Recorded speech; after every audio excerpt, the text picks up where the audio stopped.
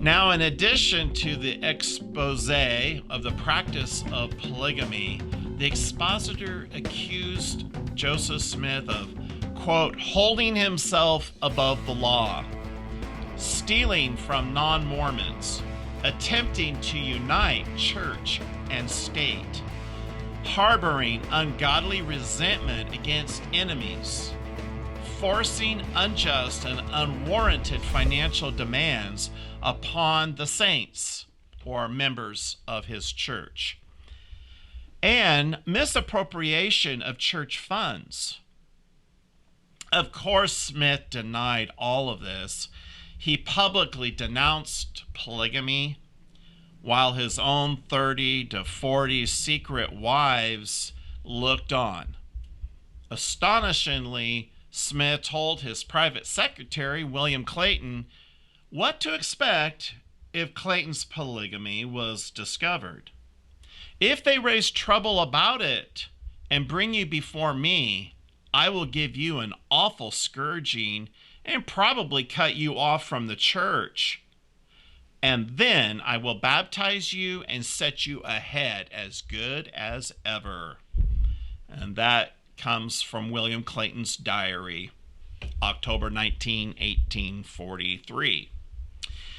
On July 12, 1843, Joseph Smith wrote the text of a revelation on plural marriage that he claimed to have received long before.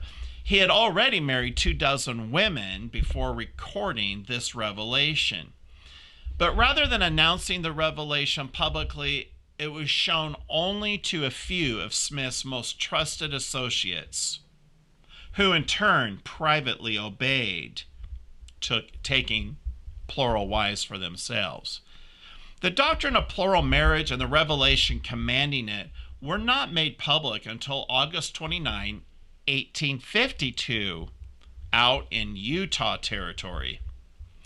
The revelation regarding polygamy was finally canonized in 1876 and is now known as Doctrine and Covenants, section 132.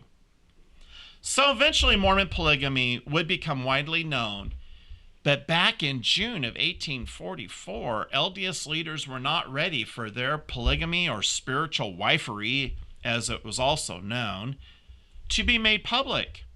In fact, we read in the Nauvoo City Council minutes, 9 days after the destruction of the Expositor, Joseph and his brother Hiram claimed that the revelation only dealt with ancient times. Quote, the revelation, read to the High Council of the Church, which has caused so much talk about a multiplicity of wives, that said revelation was an answer to a question concerning things which transpired in former days, had no reference to the present times. So let's just imagine now the scene in front of the Nauvoo Expositor building on that fateful day. The order of the city council was carried out between 7 and 10 p.m. by approximately 300 to 350 members of the Nauvoo Legion, armed with muskets, swords, pistols, bowie knives, and sledgehammers. They entered the offices of the expositor. They demolished the press, destroyed the type, burned every remaining issue of the publication they could find. They burned the furniture, creating a bonfire in the front of the building. According to Mormon writer William E. Barrett, the destruction of the Nauvoo Expositor proved to be the spark which ignited all the smoldering fires of opposition unto one great flame. LDS historian Jesse L. Embry writes, during the 1840s, only selected leaders knew about the practice of polygamy and married plural wives. They used code words in an attempt to conceal the practice from the enemies of the church and most church members, and issued public statements denying that they practiced polygamy. However, polygamy surfaced and was part of the reasons William Law, a member of the First Presidency, not only left the church, but published statements against it. The Laws, along with other dissidents, organized a separate church and published the Expositor, whose primary theme was opposition to polygamy. A Western Illinois University professor of history stated the following regarding the Nauvoo City Council's decision to destroy the Expositor paper. He says, "No doubt these proceedings violated the constitutional rights of the dissenters, for there was no due process of law. The City Council was not a court, nor were the accused charged with anything, notified of the proceedings against them, or allowed to defend themselves. There was no existing nuisance law with respect to newspapers. An ordinance to cover the action was passed after the Expositor started publishing, and it was used as a pretext to destroy the press and intimidate the publishers. Clearly, the purpose of the City Council meeting was not to seek the truth or administer justice, but to eliminate critics. Now the Laws and other dissidents who were behind the publishing of the Expositor rightfully feared for their lives.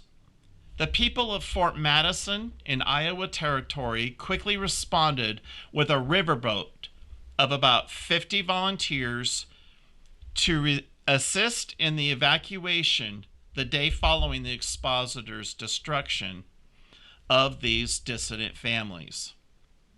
They were taken to safety in Burlington, which is also in Iowa territory at that time, about 28 miles north of Nauvoo. The destruction of the Expositor was the beginning of Joseph Smith's legal troubles that led to his incarceration at the Carthage jail and eventually his death by the hands of an angry mob on June 27, 1844. Christ gave us clear warning on these matters, declaring that small is the gate and narrow the way that leads to life, and only a few find it. Beware of false prophets. They come to you in sheep's clothing, but inwardly they are ravenous wolves. By their fruit you will recognize them. Matthew 7:14 through 16. Please give a liking to today's video, subscribe to our channel, and let me know in the comment section below what you thought about today's video. Thanks for watching. God bless.